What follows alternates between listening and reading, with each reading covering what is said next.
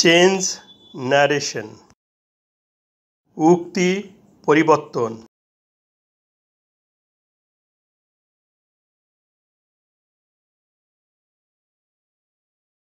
এখন direct স্পিচকে indirect স্পিচে রূপান্তর করব।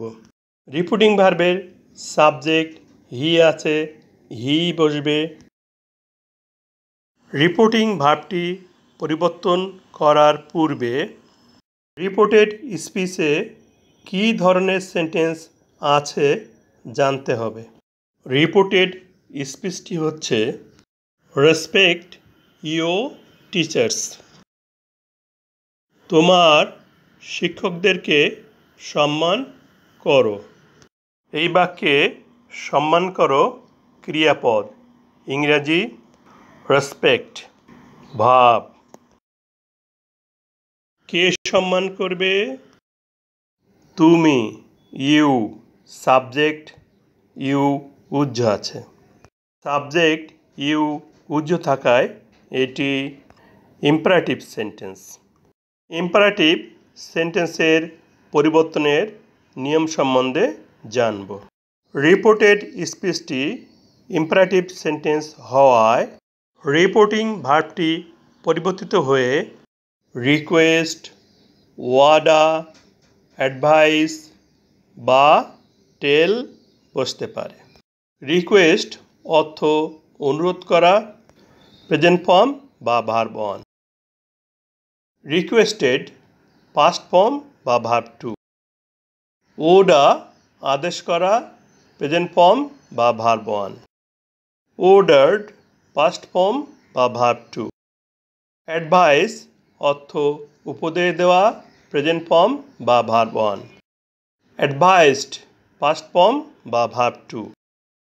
টেল অর্থ বলা, প্রেজেন্ট ফর্ম বা verb one. Told past form বা ভার্ব টু। অনুরোধ, আদেশ, উপদেশ না বোঝালে টেল বসবে। Respect your teachers. এ বাক্যে অ্যাডভাইস বা উপদেশ দেওয়া হয়েছে। তাহলে রিপোর্টিং ভার্ব সেড পাস্ট টেন্সের পরিবর্তে অ্যাডভাইস এর পাস্ট টেন্স অ্যাডভাইসড বসবে। অ্যাডভাইসড এর পরে প্রেপোজিশন টু বাদ যাবে। অবজেক্ট মি আছে, মি বসবে।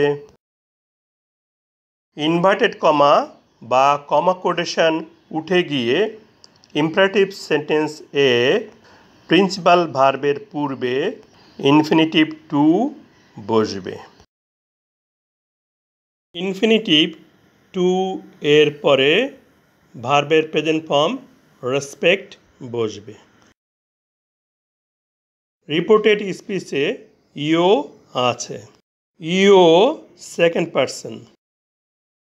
রিপোর্টেড স্পিচের সেকেন্ড পারসন পরিবর্তনের নিয়ম। রিপোর্টেড স্পিচে সেকেন্ড পারসন ইউ, ইউ তোমাকে, ইও থাকলে উহা উঠে যাবে।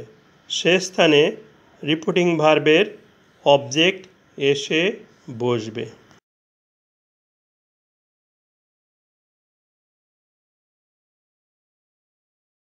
নিয়ম অনুসারে রিপোর্টেড স্পিচের সেকেন্ড পারসনের পরিবর্তে অবজেক্ট এসে বসবে। এখানে ইও পাসিভ কেস, তাহলে মি এরও পাসিভ কেসের প্রয়োজন হবে। এখন কেস বা কারক থেকে বিষয়টি বুঝব। ইও পাসিভ কেস, মি এর পাসিভ কেস মাই। তাহলে রিপোর্টেড স্পিচে ইও এর পরিবর্তে মাই এসে বসবে। Teachers third person plural number, উহার কোনো পরিবর্তন হবে না। বাক্যের শেষে ফুল স্টপ বসবে।